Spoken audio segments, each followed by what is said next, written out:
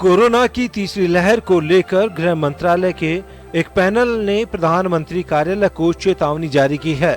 National institute of disaster management के तहत बनाई गई कमेटी ने अक्टूबर में संक्रमण पीक पर पहुंचने की चेतावनी दी है।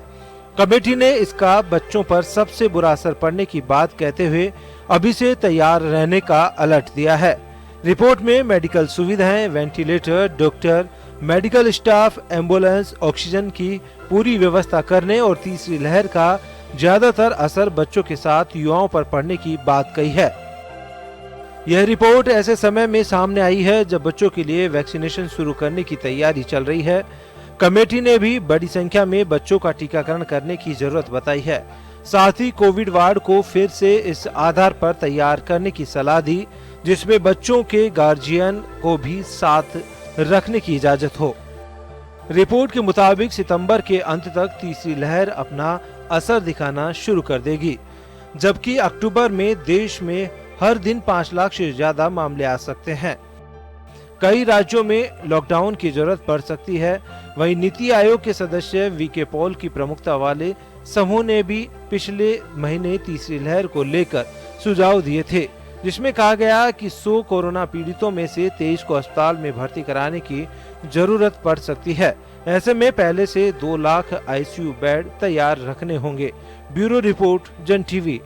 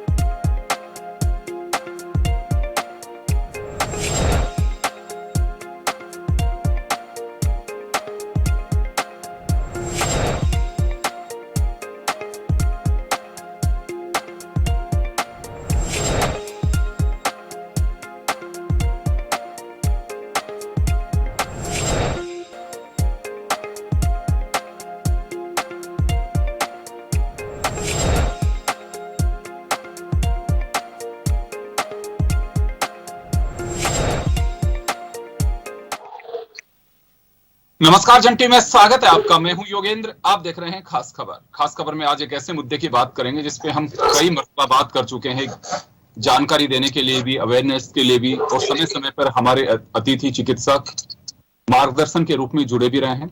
एक बार फिर बड़ी चेतावनी है, लेकिन पैनिक होने की आवश्यकता नहीं है, सावधान रहना बहुत जरूरी है। हम बात कर रहे हैं तीसरी लहर की। गृह मंत्रालय ने जो कमेटी बनाई उसने रिपोर्ट सौंप दी है। रिपोर्ट का आंकलन ये है कि जिस तरह से हमारे यहाँ लापरवाही चल रही है, उसे देखते हुए अक्टूबर में केसेस बढ़ सकते हैं, जिसमें हम पहले से इस बात को लेकर के कई मरतबा चर्चा कर चुके हैं कि बच्चे और मिडिल एज वाले काफी इससे परेशान हो सकते हैं। यानी कि एक ऐसी एज ग्रुप 18 के आसपास या ऐसी रिपोर्ट है, और केस का अगर उस पर यकीन करें तो बहुत चौंकाने वाले हैं। सेकेंड वेव से भी कहीं ज्यादा वो केस आ सकते हैं, लेकिन ये डिपेंड करेगा कि क्या हम उससे निपटने के लिए तैयार हैं। निपटने के लिए तैयार रहना चाहिए। कई बार इस बात को लेकर के सजग कर दिया गया है, लेकिन हम इतने ओपन हो चुके हैं कि लॉकडाउन से हटने के बाद जैसे हम बहुत ही बड़ी बंदिशों के बेड़े से आजाद हो गए हों और आजादी के जश्न मना रहे हो। कहीं पे भी देखिए आप भीड़ हो, चाहे वो पॉलिटिकल पार्टीज की रैली हो या फिर आप एंजॉय कर रहे हो, वो देखिए, रेस्टोरेंट्स को देखिए, आप अपनी दिनचर्या को रखिए। हम भी चाहते हैं कि जो कुछ आज नजरिया दिख रहा है वो बेबाक नजरिया दिखना चाहिए, लेकिन लापरवाही के साथ में नहीं। आपको मास्क वियर करना चाहिए, थोड़ा वेट करना चाहिए कि मैं 2 गज दूरी को मेंटेन कर सकूं। अगर चिकित्सकों ने कोई प्रोटोकॉल बनाया है तो निश्चित रूप से वो आप और हमारी सेहत के लिए बनाया है, जिसे हमें फॉलो करना चाहिए। तो चलिए हम चर्चा शुरू करेंगे। हमारे साथ लगातार हमारे साथ जुड़े रहे PR गुप्ता साहब और अनीता जी हमारे साथ जुड़े हैं। डॉक्टर संजय चौधरी जी, सभी का स्वागत है। मैं गुप्ता साहब आपके पास आना चाहूंगा।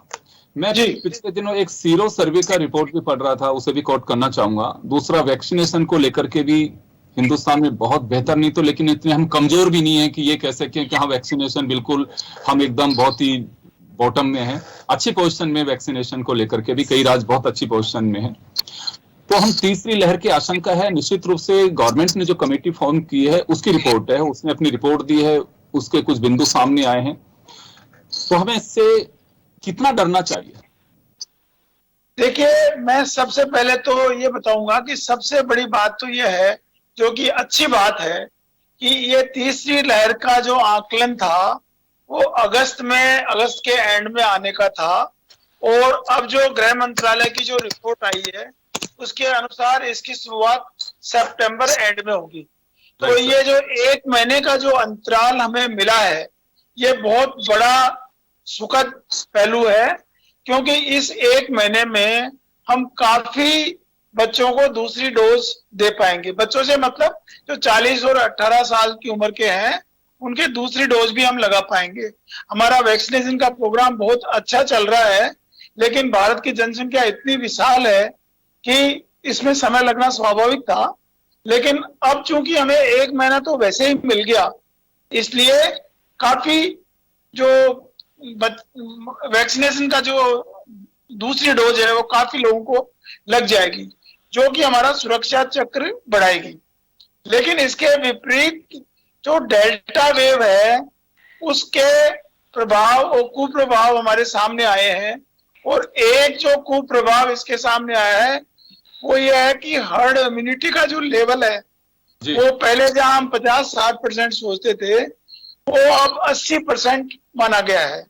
यानी जब तक 80% तक नहीं होगा तब तक इसका डर बना रहेगा। तो जो सीरो प्रेवलेंस की सर्वेज आए थे उसमें आमतौर पर 60% 70% की सीरो प्रेवलेंस बताई थी। हालांकि ये गांव में कम थी, लेकिन इसलिए डर तो निश्चित तौर पर बना रहेगा। और जो तीसरी चीज मैं बता रहा हूं, जो बार बार मैं बताता रहा हूं, वो है पैंडेमिक फटीग। आज की तारीख में जो कोरोना का असर है देश में बहुत कम है, इसलिए लोग जो कोरोना से उगता गए थे वो निश्चित तौर पर बाहर जा रहे हैं। उनको ये लगता ही नहीं कि कोरोना नाम की कोई चीज है। और दूसरा, प्रशासन भी थोड़ा सा शिथिल हो जाता है जब काम नहीं होता है। तो जैसे आपको सुनने में आया होगा कि फलाने टीम जो है पूरी तरह खाली बैठी है, एक भी केस नहीं आया, तो इसलिए प्रशासनिक शिथिलता भी संभव है। तो इन फैक्टर्स का इंटरेक्शन जो होगा उसका नतीजा होगा थर्ड वेव। बिल्कुल वही मैं कह रहा हूं कि मैं लापरवाही का जो आलम देख रहा हूं वो निश्चित रूप से, अभी कुछ दिन पहले हम मथुरा और वृंदावन के दौरे पे जाकर के आए थे ऐसे, तो वहां मैंने देखा कि हजारों की संख्या में लोग हैं और कुछ लोग जो हम लोग थे मास्क लगा के, तो लोग हमें ऐसे देख रहे थे कि जैसे कोई एलियन आ गए उनके बीच में। तो मुझे लगता है कि उस वक्त हमने विचार भी किया, मैंने मेरे साथी ने, कि ये खतरे की घंटी दिखाई दे रही है साहब, लोग इतने स्वच्छंद हो रहे हैं, घूमना चाहिए ठीक है कोई बात नहीं है, लेकिन आप इस तरह से खुले नहीं।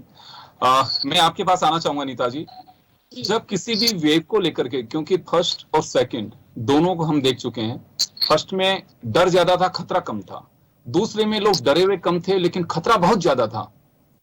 अब तीसरी को लेकर के दोनों का जब हम देखते हैं कि हाँ हम गुजर चुके हैं, वो उसका एक लेसन जो हमने देखा, एक्सपीरियंस जो शेयर किया लोगों ने, उसे देखते हुए क्या एक मेंटली आदमी क्या सोच के चलता है कि हाँ हमें किस तरह से तैयार रहना चाहिए, डरता है या फिर कुछ इस तरह की तैयारी मानसिक रूप से करने की पहल करता है कि हाँ हमें बचने के लिए करना चाहिए?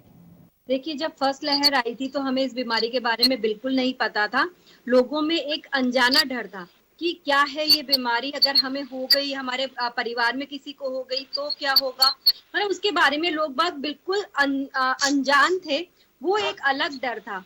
पर फिर उसके बाद हम इसकी बीमारी के बारे में जाने, जब दूसरी लहर आई तो उस समय लोगों को पता था पर फिर भी लापरवाही ज्यादा थी। तब उस समय लापरवाही की वजह से लोगों के अंदर ये ज्यादा फैला। लोगों को पता था कि हम मास्क लगा के या हाथ धोकर इस दो लोगों से एक सोशल डिस्टेंसिंग मेंटेन कर हम इस बीमारी से बच सकते थे, पर फिर भी कहीं ना कहीं वो लापरवाही की वजह से वो सेकंड लहर आई और वेव आई और काफी ज्यादा भयानक रूप में आई थी, वो भी निकल गई है। अब जो थर्ड लहर आने वाली है, अब लोगों को भी वैक्सीनेटेड हो चुके हैं, लोगों के मन में ये है कि वैक्सीन लग गई है तो अब इस बीमारी से क्या खतरा है, क्योंकि केसेस दिनों दिन कम होते हैं, तो लोगों को यही लग रहा है कि कोरोना का कहर अब कम हो रहा है और ये वायरस इतना स्ट्रांग नहीं रहा है। तो आम जन के अंदर अभी ये भावना है कि कोरोना खत्म हो गया है, कोरोना नहीं आने वाला है। अगर थर्ड लहर आती भी है तो हो सकता है वो इतनी स्ट्रांग नहीं हो। फिर वही हम लापरवाही कर रहे हैं, फिर वही हम गलती कर रहे हैं। जैसा कि आपने अभी कहा कि मथुरा के अंदर आप गए, लोग बिना मास्क के घूम रहे थे। 15 अगस्त के दिन शाम को जब अपन ने देखा था कि लाइटिंग्स देखने के लिए वहां पे जब भीड़ जमा थी, तो भी उस भीड़ ने कुछ ही इक्के दुक्के लोगों ने मास्क लगा रखा था, बाकी आम जन मास्क सोशल डिस्टेंसिंग मेंटेन करता, वही पार्टीज हो रही है। तो कहीं ना कहीं वही लापरवाही वापस आ रही है, जो कि थर्ड लहर का कारण बन सकती है। लोगों को हमें अभी वापस अवेयर करना पड़ेगा कि अभी कोरोना का कहर गया नहीं है, अभी खतरा बना हुआ है, क्योंकि ये वायरस बार बार अपना रूप बदल लेता है और नया रूप जो आता है उसके क्या लक्षण है, क्या है, वो सब चीज बदले हुए आते हैं। तो अभी भी सावधानी बरतने की उतनी ही जरूरत है, लोगों को मास्क लगाने की उतनी ही जरूरत है और लोगों को हमें बार बार अवेयर करना पड़ेगा ताकि हम जो थर्ड लहर आए उसका इतना नुकसान हमको देखने को ना मिले। जी बिल्कुल। डॉक्टर संजय चौधरी जी हमारे साथ हैं, शिशु रोग विशेषज्ञ। सर मैं आपके पास आना चाहूंगा, बहुत सारी जगह हम देख रहे हैं कि स्कूल खुल रही हैं, अनलॉक कर दिया गया है राज्यों को। इस रिपोर्ट के साथ में क्या हमें वास्तव में अभी कुछ बच्चों को स्कूल भेजने से थोड़ा परहेज करना चाहिए या फिर एक लेवल तक उन बच्चों को नहीं जाने देना चाहिए कि नहीं अभी हमें स्कूल नहीं खोलने चाहिए, एटलीस्ट इन बच्चों के लिए तो अभी बंदी करना चाहिए? ये एक बैलेंस्ड रूप अपने को देखना होगा कि बच्चों में कितना सीरियस है, कितना आने वाली समय में कितना बच्चों में इफेक्ट करेगा। अभी तक अपने पास हमारे जो इंडियन एकेडमी ऑफ पीडियाट्रिक्स है उसकी गाइडलाइंस के अनुसार फर्स्ट और सेकंड वेव में बच्चों को इक्वली अफेक्ट किया है, लेकिन बच्चों में सिवियरिटी देखने को नहीं मिली। सेकंड वेव में भी ऐसा ही देखने को मिला। अभी जो IDRF जो इंस्टीट्यूट ने जो आज की रिपोर्ट रिलीज की है उसके जो स्टेटमेंट है उसके अंदर भी उन्होंने लैंसेट जर्नल का एक एविडेंस उन्होंने कोट किया है, जिसका कंक्लूडिंग इवेंट ये है कि बच्चों में एविडेंस वाइज कोई सिग्निफिकेंट सीरियसनेस होने की संभावना नहीं है, लेकिन क्योंकि एक प्रोपोर्शन 40% पॉपुलेशन 20 ईयर्स के नीचे है तो एक सिग्निफिकेंट एज डेफिनेटली अफेक्ट होगा।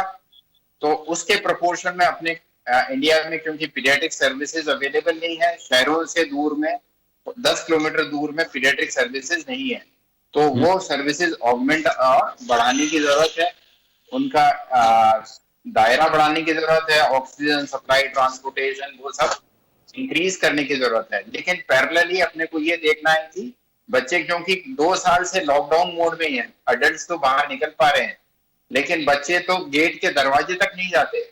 मतलब कुछ बच्चों के अलावा साइकोलॉजिकल परेशानियां इतनी देखने को मिल रही हैं कि वो पूरे दिन मास्क लगा के बैठे रहते हैं, बात नहीं करते हैं, उनमें मतलब बच्चों में डिप्रेशन, 10 साल के 12 साल के बच्चे में डिप्रेशन देखने को मिल रहा है।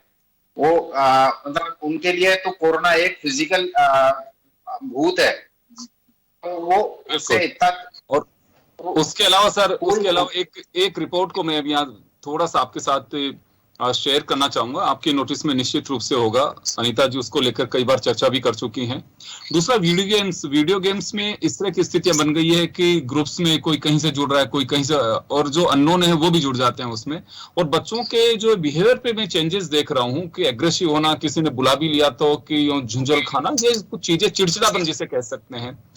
क्योंकि नजरबंद हम नेताओं की तो सुनिए, लेकिन ये कोरोना ने बच्चों को नजरबंद कर दिया। और हम सोच सकते हैं कि जब इतने बड़े ही, अब उनका भी साफ कहना है कि हम करें क्या बैठे बैठे दिन भर।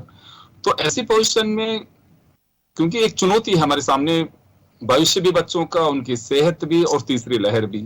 जी, बच्चों का वजन तेजी से बढ़ रहा है। लेकिन अगर मैं दूसरा स्थिति कोट करूं आपको, अमेरिका ने अभी तक स्कूल कभी भी बंद नहीं किए। यूरोप में स्कूल, ज्यादातर स्कूलों कंट्रीज ने अपने स्कूल बंद नहीं किए।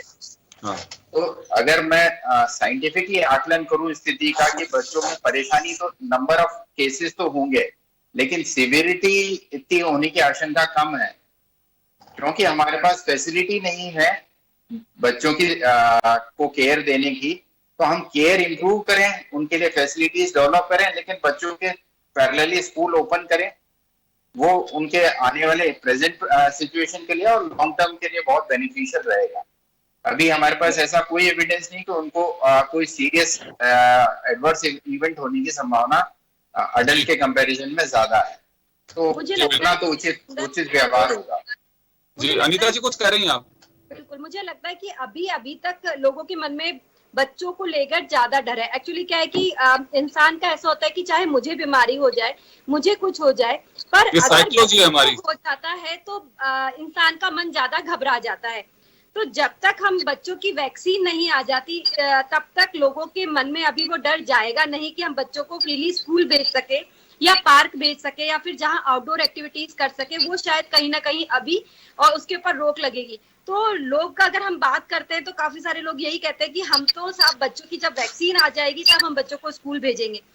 दूसरी सर, अभी आपने बात कही थी कि बच्चे बहुत ज्यादा चिड़चिड़े हो रहे हैं, वो क्या करें। जाहिर सी बात है, बिल्कुल, जब घरों के अंदर बच्चे बंद हैं, उनके पास कोई साधन नहीं है, सिर्फ एकमात्र उनके पास लैपटॉप है, उनके पास फोन है, स्मार्टफोन की सुविधा है, नेट है, तो वो सिर्फ उसी के अंदर है। यहाँ भूमिका माँ बाप की सबसे ज्यादा आ जाती है कि माँ बाप को भी वैसा ही बिहेवियर शो करना पड़ेगा।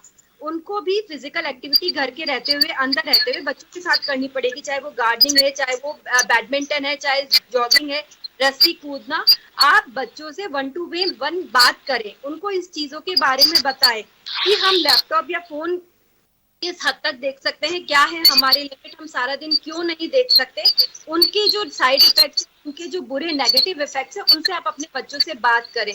स्पेशली जो बात आती है टीनेजर्स की, जो गुस्सा एग्रेशन आता है वो टीनेजर्स में जाता आता है, क्योंकि यही वो एज होती है जो अपने परिवार से बाहर जाकर लोगों से मिलता है, एक अपनी पर्सनैलिटी को डेवलप करता है, कहीं ना कहीं वो अफेक्ट हो रहा है। तो टीनेजर्स के साथ आपको ज्यादा अच्छे से बात करनी होगी, ज्यादा एक फ्रेंड के टाइप बात करनी होगी। ये कहीं ना कहीं एक माँ बाप को बहुत बड़ी भूमिका, उनके एक चैलेंज जैसा है ये समय, कि अपने बच्चों को इस समय कैसे बैलेंस रखे सब चीजों में। इसमें कोई डाउट नहीं। देखिए, पेरेंट्स को थोड़ा सा केयर और एडिशनल केयर देनी पड़ेगी बच्चों को। कारण यह है कि हम सब लोग देखते हैं कि घर से भी फ्री होकर के सबकी दुनिया मोबाइल हो चुकी है। अभी हमें भी देखना है कि स्टाफ ऑफिस के काम से भी हमें अपडेट रहना है, दुनिया से भी अपडेट रहना है। तो बच्चों को घर जाने के बाद भी वो टाइम नहीं देते हैं जिसके लिए वो डिजर्व करते हैं। हमारी लापरवाही बड़ी है बच्चों से ज्यादा। हम उनके साथ में रात को बैठ के कैरम खेल सकते हैं, जब कुछ नहीं खेलेंगे तो बच्चे टीवी के साथ देखेंगे। एक रिपोर्ट मैंने देखी थी, उसमें था कि बच्चे जब टीवी देखते हैं तो उनको इतना पता नहीं होता कि कितना खा रहे हैं और क्या खा रहे हैं। वो एक्स्ट्रा फूड भी ले लेते हैं। और निश्चित रूप से जैसे डॉक्टर साहब चिंता जाहिर कर रहे हैं कि बच्चे ओवरवेट हो रहे हैं, उसका सबसे बड़ा कारण ही है घर में बैठे बैठे एक फिजिकल एक्टिविटी। स्कूल में जाते हैं, वो बैग लाद करके स्कूल के बाहर से अंदर तक जाते हैं तो थोड़ा सा वो होता है, वापस चलते हैं फ्रेंड्स के साथ, दौड़ धूप करते हैं, अपने दर्द को भूल जाते हैं दोस्तों के साथ में। ये निश्चित रूप से बच्चे की वो साइकोलॉजी जो होती है वो काफी हमसे ज्यादा स्ट्रांग होती है, लेकिन उसे अवसर मिलना चाहिए। गुप्ता साहब के पास में जाना चाहूंगा मैं। सर, ये आप तो खैर मुख्यमंत्री एडवाइजरी कमेटी के मेंबर भी हैं, एक तो ये सुखद बात कही जा सकती है तीसरी लहर के दरमियान मैं पढ़ रहा था कि मुख्यमंत्री के निर्देश के बाद सब कलेक्टर से कह दिया गया है कि हॉस्पिटल के इंफ्रास्ट्रक्चर को पूरी तरह से एक रिपोर्ट में तैयार करें कि हमारे पास में कितने वेंटिलेटर हैं, कितने संसाधन और हैं, अगर आईसीयू की आवश्यकता पड़ती है तो कितने बेड्स हो सकते हैं, बच्चों के लिए क्या स्थिति है, कितना स्टाफ है हमारे पास में। ये बहुत अच्छी बात है। लेकिन स्कूल्स को लेकर के जो अभी डॉक्टर साहब ने कहा कि अगर हम यूएस और यूरोपियन कंट्रीज की अगर बात करें तो वहां स्कूल बंद नहीं किए उन्होंने, लेकिन लॉकडाउन लगा वहां पे भी। और अभी भी वहां एक केस आने के बाद, न्यूजीलैंड में शायद अभी कुछ केस आए, उसके बाद में लॉकडाउन वापस लगा दिया वहां पे। तो हमें क्या अभी भी इस मोड पे रहना होगा या बच्चों के लिए स्कूल खोलनी पड़ेंगी? देखिए ये सही है कि बच्चों में कोरोना इन्फेक्शन होने के बाद संभावना यह है कि बीमारी सीवियर नहीं होगी, उनमें सिम्टम्स कम होंगे। लेकिन एक बात तो निश्चित है कि बच्चे भी इन्फेक्शन को ट्रांसमिट करते हैं। तो यदि बच्चों में इन्फेक्शन होगा तो वो अपने पीयर्स ग्रुप को और अपने पेरेंट्स को और अपने ब्रदर्स वगैरह को ये इफेक्ट करेंगे। इसलिए जो ज्यादा चांस होंगे वहां पे, तो उनके ज्यादा चांस केयरलेस हो जाते हैं। जी जी जी। तो एक तो ये बात है। दूसरी बात ये है कि ये सही है कि स्कूल नहीं जाने से बच्चे चिड़चिड़े हो रहे हैं, उनकी साइकोलॉजी। तो जैसे अनिता जी ने बताया, पेरेंट्स को इन्वॉल्व होना पड़ेगा, वो गाइड करने से मतलब नहीं, बच्चे के साथ खेलना भी पड़ेगा। जैसे मेरे दोता है, इंग्लैंड में है, तो हम उसको हर महीने में नया लोगो या नया गेम बेचते हैं और वो गेम से उसके जो पेरेंट्स है, मेरी बेटी और जवाई है, वो उसके साथ इन्वॉल्व होकर उसको लोगों को सेट करने में उसकी मदद करते हैं। तो इस तरह का इन्वॉल्वमेंट यदि बच्चों के साथ होगा तो वो बच्चा कुंठित नहीं होगा। तो ये वाली बात तो ये हुई। अब मैं आपके जो मूल प्रश्न है उस पर आता हूँ। मूल प्रश्न ये है कि जो तैयारियां सरकार ने की है उसके बावजूद क्या बच्चों को स्कूल नहीं भेजा जाए, या भेजा जाए तो क्या सावधानी बरती जाए। तो हमने एक रिपोर्ट भी बनाई थी। 50% बच्चों को आप स्कूल बुला सकते हैं, उनके सीटिंग अरेंजमेंट जो है वो दूर दूर तक किए जा सकते हैं, जो मॉर्निंग प्रार्थना है उसको अवॉइड किया जा सकता है, और जो बच्चों को खेलने का है वो बारी बारी से कुछ बच्चों को ले जाया जा सकता है। उनका खाना जो है वो अलग अलग दूरी पे क्लास में ही दिया जा सकता है। कैंटीन की सुविधा पूरी तरह से बंद रखी जा सकती है। ये ऐसे कारण है, जैसे जो ट्रांसपोर्ट है, जहां तक हो सके पेरेंट्स अपने बच्चे को खुद छोड़ें। जो बस से जाने वाली सुविधा है वो, या एक टेम्पो में 10-12 बच्चे भर के जाते हैं, उस तरह की सुविधा बंद की जा सकती है। तो इस तरह से कुछ सावधानी बरतकर हम बच्चों में जो स्प्रेड है उसको रोक सकते हैं, और स्कूल जाने की जो कुंठा, नहीं जाने की जो कुंठा है उसको भी रोक सकते हैं। बिल्कुल, निश्चित रूप से ये एक बड़ी चुनौती है हमारे सामने कि इसी के बीच जीवन जीना है, लेकिन कुछ थोड़ा हमें मैनेज करना पड़ेगा। ये हमारी परीक्षा है, खुद की भी परीक्षा होगी, सरकार की भी परीक्षा है, क्योंकि बच्चे तो बच्चे हैं। बच्चों के लिए तो हम उनसे बहुत ज्यादा अपेक्षा और उम्मीदें नहीं कर सकते कि वो ऐसा कर सकते हैं, ऐसे कर सकते हैं। और बच्चों के छोड़िए, जो नजारे आप टीवी स्क्रीन पे देख रहे हैं कि जिनसे गवर्नमेंट गवर्न होती है, जिनको हम आइडल के रूप में देखते हैं कि हमारी जनप्रतिनिधि हैं, वही बिना मास्क के किस तरह से, देखिए आप रैलियां निकाल रहे हैं, धरने प्रदर्शन कर रहे हैं। तो बच्चों से तो आप कैसे उम्मीद कर सकते हैं? उनको तो खुद को ये भी पता नहीं होगा कि मेरा मास्क उठा के लाया कि मेरे फ्रेंड का है, कि मेरा मास्क पॉकेट में है, कि मैंने लंच बॉक्स में तो नहीं रख दिया, कहाँ रख दिया। उनसे आप बहुत ज्यादा अपेक्षा नहीं कर सकते। उन्हें तो मुझे लगता है कि ये रास्ता निकालना होगा। बिल्कुल, आप लोगों की बात से मैं सहमत हूँ। डॉक्टर चौधरी के पास जाना चाहूँ। जी जी चौधरी साहब। बच्चे मेरी नजर में तो अडल्ट के कंपैरिजन में उनके बनस्पत बेहतर रिस्पॉन्ड करते हैं। उनको एक बार समझा दें तो वो ढंग से मास्क पहनते हैं, वो डिस्टेंस भी मेंटेन करते हैं, इवन अपने साथ मित्रों के साथ भी बहुत ध्यान रखते हैं। मतलब अपनी काफी सारी अपन अज्यूम करके बैठे हैं कि बच्चा ऐसा बिहेव करेगा, लेकिन मैंने देखा है मेरे ओपीडी में बच्चे बहुत ढंग से बिहेव करते हैं, अप्रोप्रिएटली सैनिटाइज करते हैं, डिस्टेंस लगा रखते हैं, मास्क लगाते हैं, अपने पेरेंट्स को टोकते हैं कि पीछे रहो, अभी पहले वाले को जाने दो। मतलब ये काफी चीजें अपन ने अज्यूम की हुई है, मान के बैठे हुए हैं कि ये बच्चे ऐसे ही बिहेव करेंगे, आप समझ नहीं सकेंगे, ऐसा नहीं है। दूसरा, वैक्सीनेशन अगर बच्चों के लिए चालू होगा तो 40% पॉपुलेशन को वैक्सीनेट करने के लिए हमारे पास शायद मेरे कैलकुलेशन में तो 2023-24 लग जाएगा। क्या हम बच्चों को तब तक घर पे ही रखेंगे? वो रिस्क नहीं उठा सकते, वो बड़ा रिस्क है, बहुत बड़ा। उसके लाइफ के लिए, उसकी फिजिकल एक्टिविटी के लिए, उसका मतलब बच्चा, मेरी क्लास का मेरा बेटा अपनी क्लास के 4 बच्चों के नाम नहीं जानता। मैं चौधरी साहब की बात से पूर्णतः सहमत हूं कि बच्चे बड़ों से ज्यादा समझदार हैं, लेकिन जब वे अपने साथियों से मिलते हैं उस समय वो सारी गाइडलाइन भूल जाते हैं। बिल्कुल, वो उनकी दुनिया वही होती है। हाँ, उनकी दुनिया वो हो जाती है, फिर वो सब नियम कायदे भूल जाते हैं। इसलिए ये सही है कि बच्चों को यदि एक बार समझा दिया जाए तो वो निश्चित तौर पर सारी गाइडलाइन फॉलो करते हैं।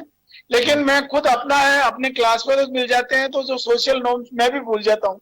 तो इसी तरह से बच्चों का बिहेवियर भी वैसे ही। बिल्कुल, थोड़ा सा टीचर्स को और स्कूल के स्टाफ को एक्स्ट्रा केयरिंग होना पड़ेगा उसके लिए कि हाँ, तो जैसे अभी डॉक्टर साहब गुप्ता जी ने बताया कि आप उनका लंच टाइम थोड़ा अलग से रखिए, आप फिजिकल एक्टिविटी वहाँ जरूरी है, आप जो बड़े बड़े लॉन्स होते हैं वहाँ पे आप घुमाइए बच्चों को, लेकिन ऐसे कुछ गेम्स खिलवाइए उनको ताकि वो वास्तव में जो इतने दिनों से एक नजरबंद है उससे बाहर निकल करके एक पॉजिटिव वेव के साथ आ सकें कि हाँ बिल्कुल वापस हम तो उसी में आ गए, ऐसी कोई बात नहीं है।